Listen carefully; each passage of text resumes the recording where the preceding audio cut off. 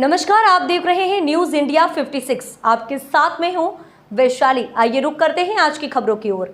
भोपाल के कार्डियो अस्पताल में नसबंदी कराने आई थी महिला की मौत के मामले में 7 माह बाद 5 डॉक्टरों पर कोर्ट के आदेश के बाद केस दर्ज हो गया है। जानकारी के मुताबिक कार्डियो अस्पताल में नसबंदी के लिए सिवनी मालवा से आई महिला की मौत के मामले में टीटी नगर पुलिस ने स्त्री रोग विशेषज्ञ डॉक्टर सुनंदा जैन, एनेस्थीसिया विशेषज्ञ डॉक्टर केलू ग्रेवाल, अस्पताल अधीक्षक प्रवीण सिंह और 2 पैरामेडिकल स्टाफ के 2 लोगों के खिलाफ लापरवाही से मौत का मामला दर्ज किया है।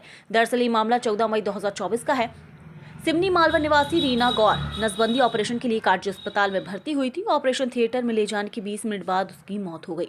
रीना के पति अविनाश गौर के मुताबिक ऑपरेशन से पहले रीना पूरी तरह स्वस्थ थी, पर जब उसे थिएटर से बाहर लाया गया तो उसका पेट फूला हुआ था और जीभ बाहर थी। डॉक्टर और स्टाफ ने गलत जानकारी दी और कहा कि ऑपरेशन के दौरान अटैक आने से रीना की मौत हुई है। अविनाश ने शिकायत अस्पताल प्रबंधन के अलावा आला अधिकारियों से की, पर कोई नतीजा नहीं निकला। वहीं अविनाश के मुताबिक ऑपरेशन के पहले बेहोश करने के लिए एनेस्थीसिया देने में लापरवाही बरती गई, जिसके कारण रीना की मौत हुई, पर डॉक्टर और स्टाफ गलती को छिपाने में जुटे रहे। टीटी नगर थाना प्रभारी सुधीर अर्जरिया के मुताबिक कोर्ट के आदेश पर प्रकरण दर्ज किया गया है। डॉक्टरों की लापरवाही के कारण हुई मौत के मामले में सुनवाई नहीं होने पर अविनाश गौर ने भोपाल जिला कोर्ट में याचिका दायर की। कोर्ट ने इस मामले में टीटी नगर थाने को एफआईआर करने के आदेश दिया। अविनाश ने बताया कि रीना की मौत के बाद उसे गांव शिफ्ट होना पड़ा। अविनाश का 2.5 साल का बेटा और 4.5 साल की बेटी है। जी, डॉक्टर की लापरवाही से मेरी भाभी जी की मृत्यु हो गई। मैं अखिलेश गौड़ सीनी वालवा के रहने वाले हैं हम। और यहाँ पे क्या हुआ था कि आंगनवाड़ी कार्यकर्ता आई थी घर पे। भैया यहीं भोपाल में रहते थे, विद्यानगर में। तो आंगनवाड़ी कार्यकर्ता आई, वो बोलती है कि आप नसबंदी का ऑपरेशन करवा लीजिए, सरकार का अभियान चलता है। तो उसके तहत उनने भैया को कन्विंस किया, भैया भाभी जी को। और ये है अपनी 12 मई की बात है, 12 मई 2024 की। उसके बाद क्या हुआ कि फिर जब 12 मई को उनने सलाह दी, उनने आशा कार्यकर्ता ने डॉक्टर से सलाह लेके सोमवार के दिन 14 मई को ऑपरेशन के लिए बुलाया। भैया भाभी जी हॉस्पिटल चले गए, कार्डियो हॉस्पिटल आ गए। वहाँ पे उन लोगों ने पूरे टेस्ट किए, जो भी नॉर्मल ऑपरेशन से पहले जो जनरल टेस्ट होते हैं सभी टेस्ट किए उनने। रिपोर्ट बढ़िया नॉर्मल आई, वो स्वस्थ थी। तो उनको ऑपरेशन के लिए ले गए अंदर। तो बच्चे थे भैया के साथ में। तो डॉक्टर से भैया ने बोला कि मैं छोड़ देता हूँ अपने वहाँ तक, घर तक मैं बच्चों को आता हूँ छोड़ के। भैया घर छोड़ने के लिए चले गए। डॉक्टरों ने भाभी जी को अंदर ले गए ऑपरेशन थिएटर में। उसके बाद क्या हुआ कि भैया के पास फ़ोन आता है अचानक से, बोले आपकी वाइफ की तबीयत ज़्यादा ख़राब है, आप तुरंत आइए हॉस्पिटल। तुरंत उन लोगों ने बुलाया। तो वहाँ पे जाके भैया ने देखा ऑपरेशन थिएटर में कि बिल्कुल भाभी अनकॉन्शियस थी, पेट पे चीरा लगा हुआ था, पेट फूला हुआ था पूरी तरीके से, एकदम मतलब शून्य थी। भैया ने पूछा डॉक्टर साहब सुनंदा जैन डॉक्टर मैडम से कि इनकी सांसें चल रही हैं? तो मैडम ने कोई जवाब नहीं दिया, बाहर आ गए।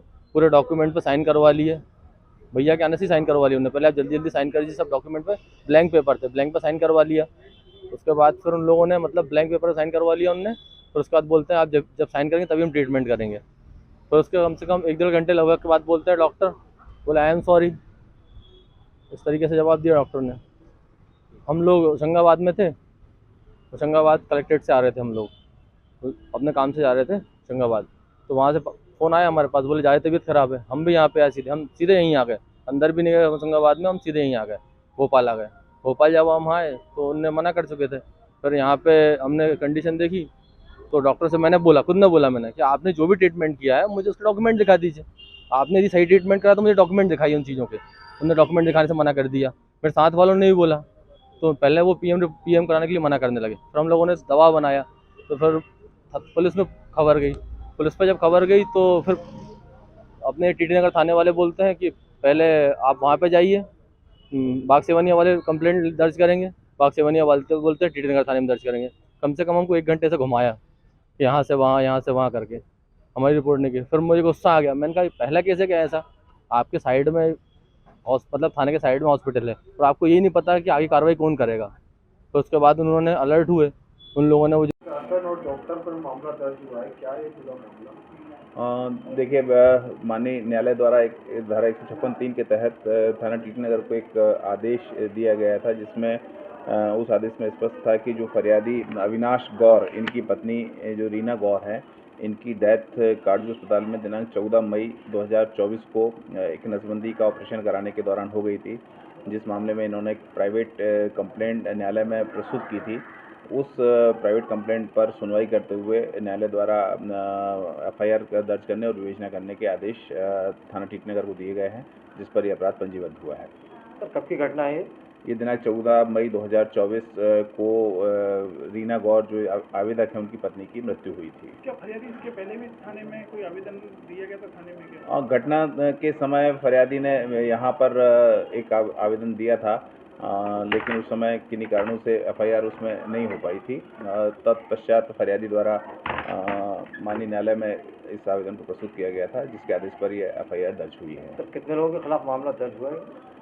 5 लोगों को आरोपी बनाते हुए न्यायालय ने हमको आदेश दिया था, जिसमें डॉक्टर सुनंदा जैन हैं, जो कि गायनोकोलॉजिस्ट हैं काटजू अस्पताल की, डॉक्टर प्रवीण हैं, जो कि अधीक्षक हैं, डॉक्टर श्रीमती कैलू ग्रेवाल हैं, और 2 जो हैं पदनाम हैं, एक जो एनेस्थीसिया विभाग के जो हैं और दूसरा पैरामेडिकल स्टाफ। इस तरह कुल 5 लोगों के विरुद्ध एफआईआर के निर्देश हमको न्यायालय द्वारा दिए गए। सर अभी तक मेडिकल टीम की तरफ से कोई जवाब आया?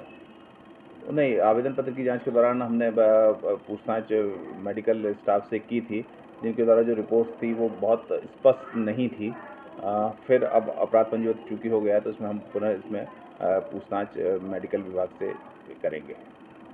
इस खबर में फिलहाल इतना ही। आगे की तमाम अपडेट्स जानने के लिए जुड़े रहें न्यूज़ इंडिया 56 के साथ। नमस्कार।